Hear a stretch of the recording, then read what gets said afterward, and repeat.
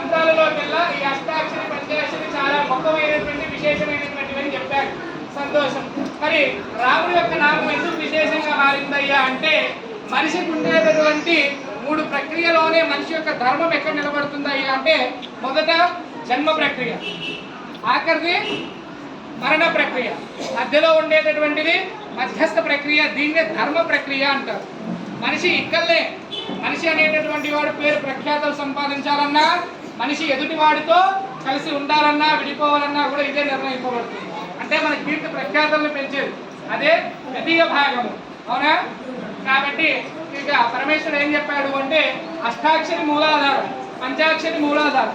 దాంట్లో ద్వితీయ భాగమైనటువంటిది నారాయణ మంత్రంలో 2వ అక్షరం ఏంటండి? రా. అవునా? నమశివాయలో 2వ అక్షరం మా.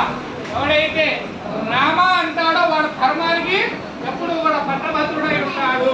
అందుకోసమే పరమేశ్వరుడు ఏం చెప్పాడు అంటే ధర్మం అనేటటువంటి నిలబడాలి అంటే నేను రామస్మరణ చేయాలి, అప్పుడైతేనే ధర్మం నిలబడుతుంది. మనిషి జన్మ గురించి ఎవరు పట్టించుకోడు, మనిషి మరణం గురించి ఎవరు పట్టించుకోడు. మధ్యలో ఉండేటటువంటి ద్వితీయ భాగమే